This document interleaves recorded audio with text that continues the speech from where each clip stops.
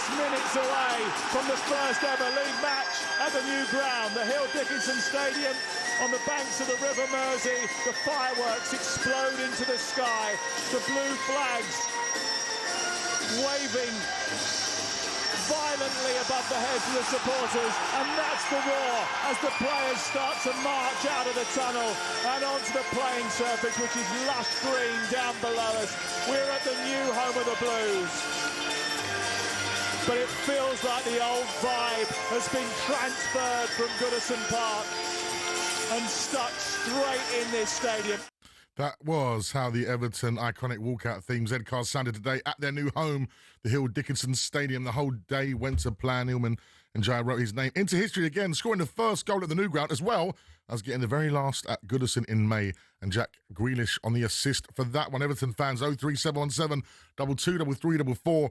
Just how blown away were you today by your new home? Have the club absolutely nailed it, and does the much maligned Fahad Moshiri deserves some credit for his role in it? Pards, you mentioned before the short pause there about Moyes, of course, previously at West Ham, won silverware there, regularly in Europe, not looking too good at the moment.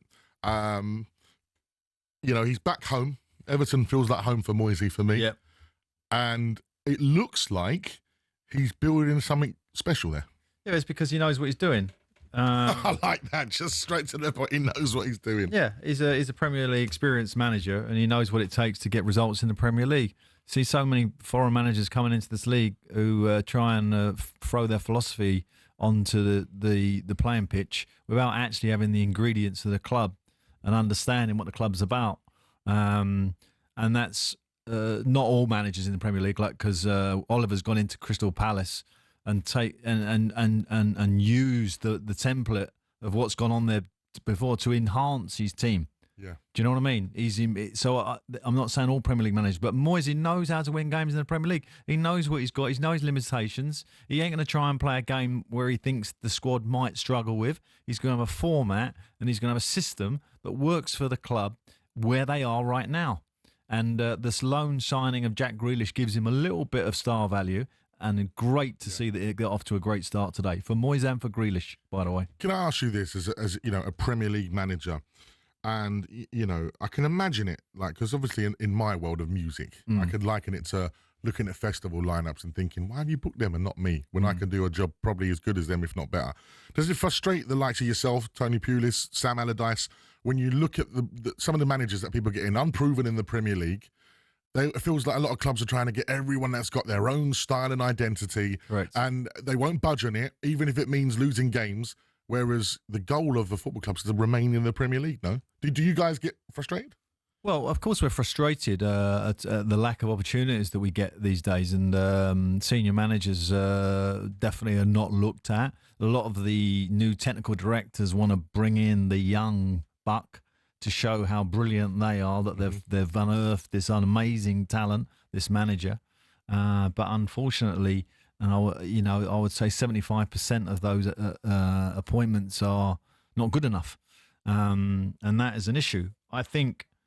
Look at Phil Parkinson. Here's an example, right, of a guy who's done his career down the lower levels. He's done brilliant. You look at his record: promotion, right? He's handled different squads. He's built teams. He's got promotions. Never going to get a look in, right? Never going to get a look in because a foreign manager who for maybe 2 years has excelled maybe in Belgium or Portugal or wherever.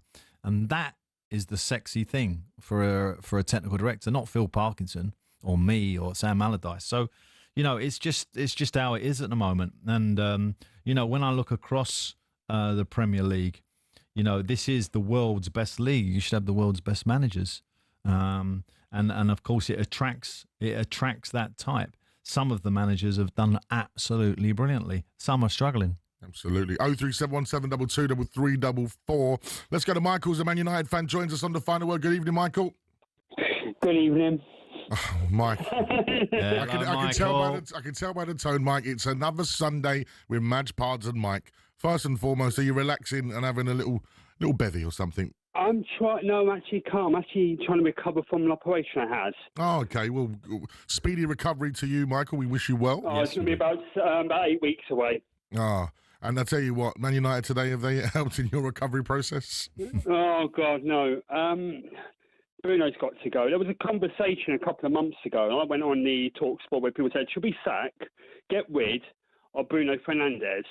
And I said, if we're not going to play him in the system that suits Bruno, going up front, then we should sell him. If we're not going to play him in the right position, we should sell him. And I think we still should sell him. I mean, that penalty today was an absolute disaster. That he should be banging out in the back of the net, or at least making the goalkeeper save. The substitutions I have a problem with, because when we changed it, I thought, this doesn't look great. But we have spent a lot of money on the front three players, and Sesko's still not playing. Now, if we're investing that sort of money, and he's going to be our go-to man to get his goals, how can you score goals if he's on the bench or not playing? You know what I mean? Yeah, it's a good point, Michael, because I want to ask Pards as a manager, right?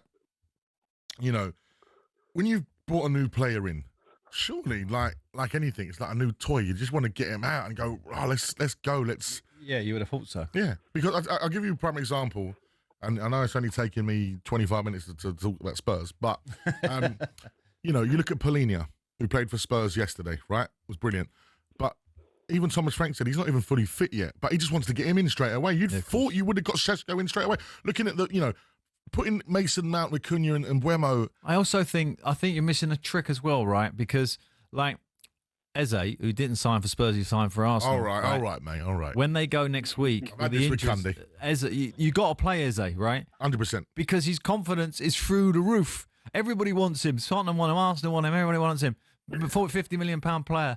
That's what they had with Sesko, £70 million player. He's full of confidence. Yeah. He's like, come on, man, put me on the pitch. And now he's sitting on the bench for 2 thinking, maybe this might not go so well. And you know yourself, Pards, as an ex-professional, sometimes it's so hard to come on into the rhythm of a game and it is difficult. Yeah. Doesn't matter what level, you know, you can find it Saturday. I've actually come on as a substitute, done quite well after coming on as a sub, but not actually felt like I was in the game. Yeah. You know what I mean? It was all like a bit of a mystery. It's just like, because sense. you can't sometimes grasp what's been going on straight away, so it's difficult. And I felt for him when he come on, because he didn't really get involved much, so we didn't see much of him. No, I know. And I'm sure he's, you you can't expect, he's got to play at Grimsby. Is it Grimsby in the week? Yeah, he's got to play. You've got to see it. Michael, thanks as always, mate. Hopefully speedy recovery for you, my friend. Kiddo's School's coming into us. Let's go back to Fernandes, right? Because this is the same group, and I'm talking about the leadership group, Will Cox and Jim Ratcliffe, etc., that dallied around Den Haag and ended up giving him a new contract, right? Now, the Fernandes thing, and that come back to haunt them, right? Because obviously they had to pay 30 million for him to go. And I wonder if the Fernandes thing might come back to haunt them as well, that decision to keep him.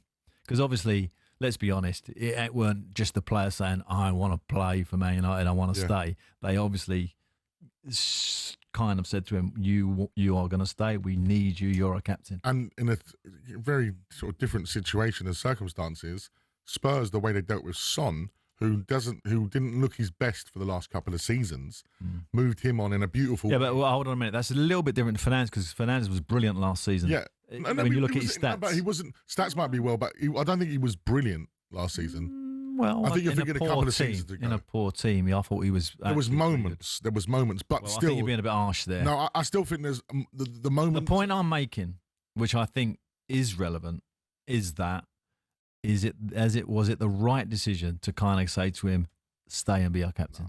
I think if you're moving forward and Amorim wants to do his new thing, maybe. I think he should have kept it fresh. Listen, the 4:30 game ended. Fulham 1, Manchester United 1, meaning a point. Well done, Fulham. Games to start an important season for Ruben Amorim. United fans, do you think you'd be ready this season to win games like that one today? Why isn't Benjamin Sesko starting? Like Victor Gyökeres for Arsenal, scored 2 yesterday. Great goal from Gyökeres, actually. And is it a bit harsh to keep blaming Bruno Fernandes for your shortcomings? Is he becoming the new Marcus Rashford in terms of let's blame someone, we're going to blame Bruno? On AM, on DAB, via the talkSPORT app and on your smart speaker. talkSPORT.